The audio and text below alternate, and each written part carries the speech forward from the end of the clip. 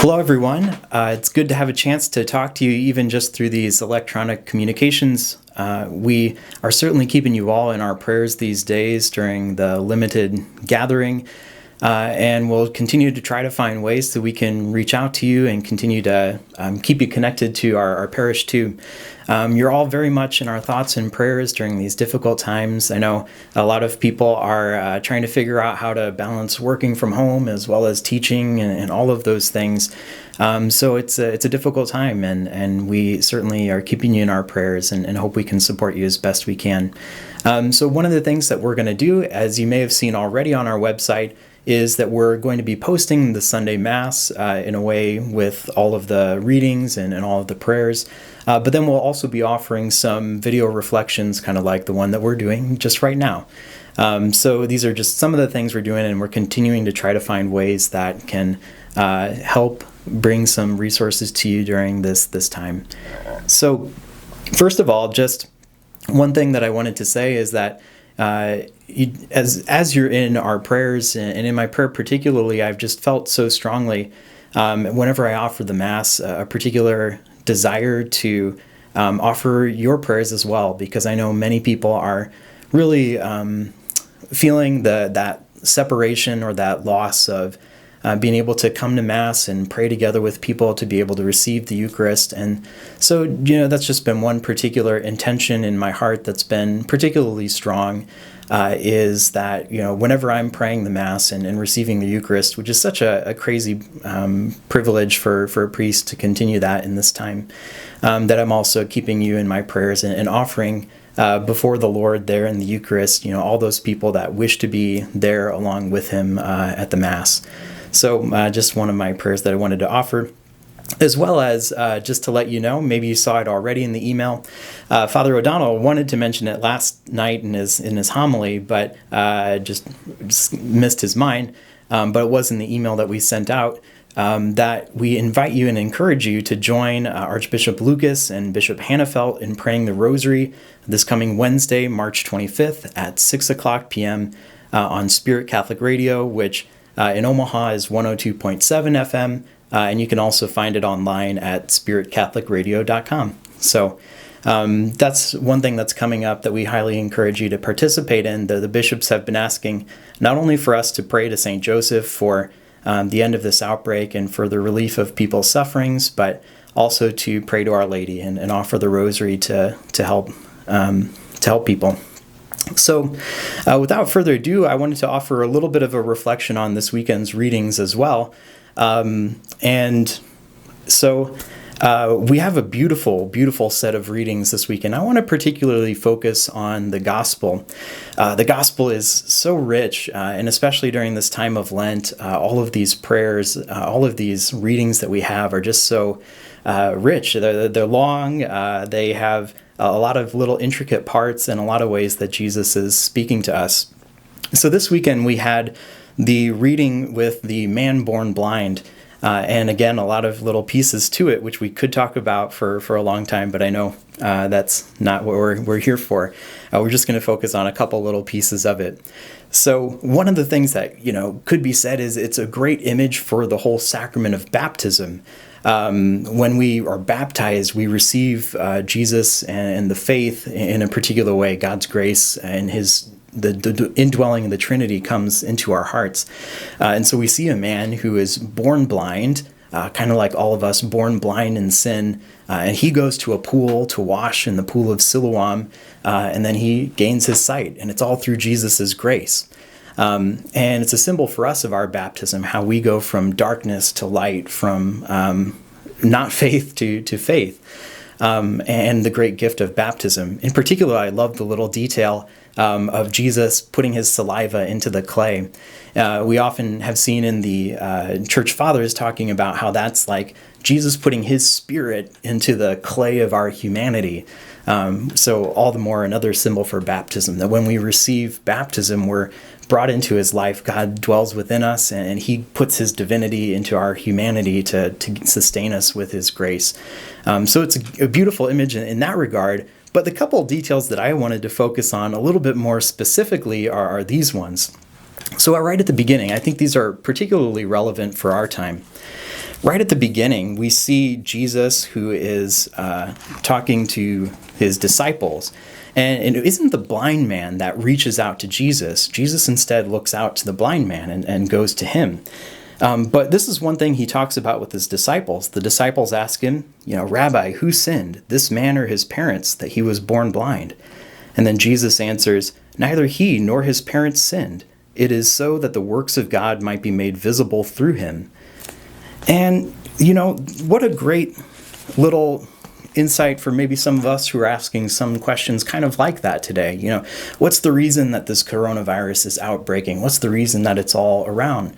And while it's still a good time for us in Lent to acknowledge our sins and to, change our hearts and to come closer to him, one thing that I think this little line from the gospel tells us is that this time of just strange realities and just being separated from other people is not a time that's destined just to be,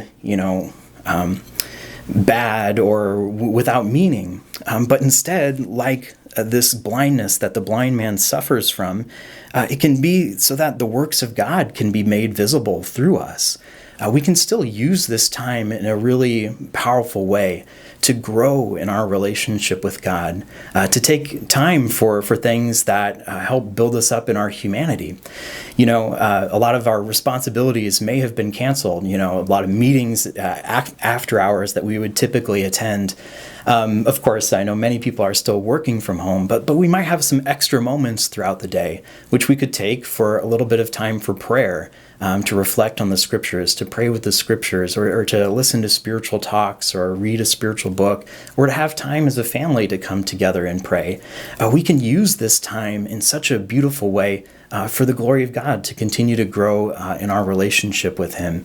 And as we feel that absence of the sacraments, rather than letting our desires go away, and just, to think that we, now we don't want the sacraments anymore. No, instead, let our desire continue to be fueled and let our desire for Jesus in the Eucharist grow in a particular way. And then again, to use that extra time that we have for prayer, maybe also just to spend more time with your family, to focus on those beautiful gifts of our life that God has given us. So to realize, that during this weird time that we're living in, we don't have to just give up and say, it's going to be meaningless, and maybe, turn to just dissipation and, just entertain our life away. No, we can do something better than that. We can make this a holy time. We can do as Jesus says here, that the works of God can be made visible in us during this time. Another little detail from the gospel that I'd like to mention too, and the one that I really was surprised by as Jesus led me to it in prayer, but I think just so beautiful. So maybe it's more of a message for me than for you. I don't know. I'm just kidding, but I think it's a really important message for us. So again, the blind man doesn't go to Jesus and ask for healing. Instead, it's Jesus that goes to the blind man, seeing his need, seeing that his blindness needs to be cured. And how beautiful.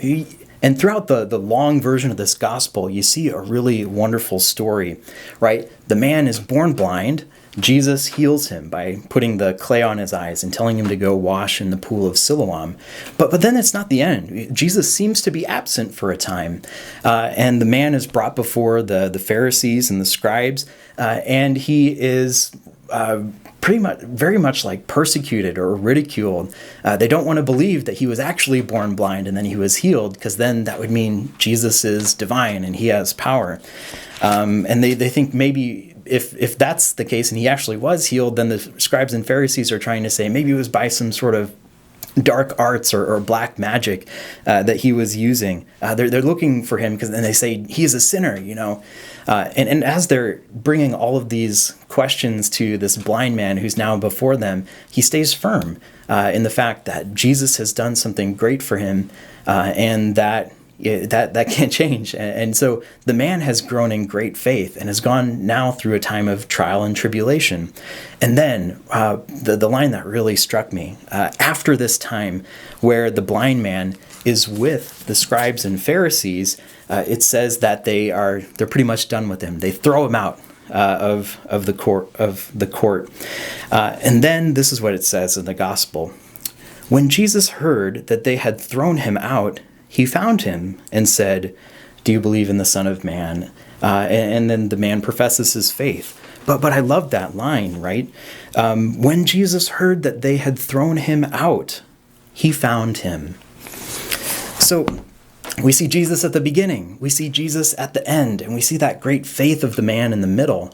And I think, what does that tell us? That, Jesus didn't abandon this man. He didn't let him go. He didn't keep him, just heal him and then throw him away and say, I'm done with you. I don't care for you anymore, or just even maybe not give him a passing thought. But no, Jesus has been thinking about him this whole time.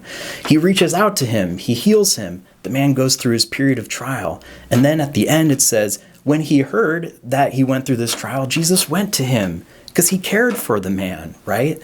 And of course in the middle, Jesus' grace sustaining him, that faith that was given to him.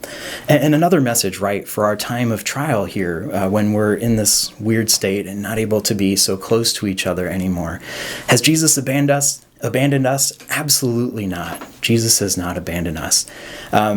He is, and although it may seem like he's absent, like it might have seemed he was absent to this blind man, Jesus is caring for us, just like it says in the end of that story. When Jesus hears that this man has been going through trials, he goes to him. And so true for all of us during these difficult times too. When we struggle, when we have difficulties, Jesus isn't just going to say, I baptized you, you're in the grace now, and now I don't think about you anymore. No. Instead, he continues to watch out for us and to be concerned about our difficulties. And so how good for us to continue to offer those to him, to offer in our prayer all of those hard things that we're going through and experiencing, knowing that when he hears those things, he comes to us. And he's always coming to us, especially during times of difficulty. So Jesus doesn't abandon us. So we want to have faith like the blind man. With God's grace, we can use this time well for the glory of God. Maybe increasing our prayer, maybe spending more time with family, taking advantage of this opportunity that we have, and seeing God's grace work in it. And again, so important, Jesus will never abandon us and hasn't abandoned us in this moment. He's continuing to be close to us. So stay close to him in prayer. So again, such a great chance for us to be together even in these kind of electronic means, and again know that we're all praying for you, and stay close to the Lord who's close to you. We will continue to do what we can to offer our resources and make things available for your spiritual reflection these times. God bless you and keep you well.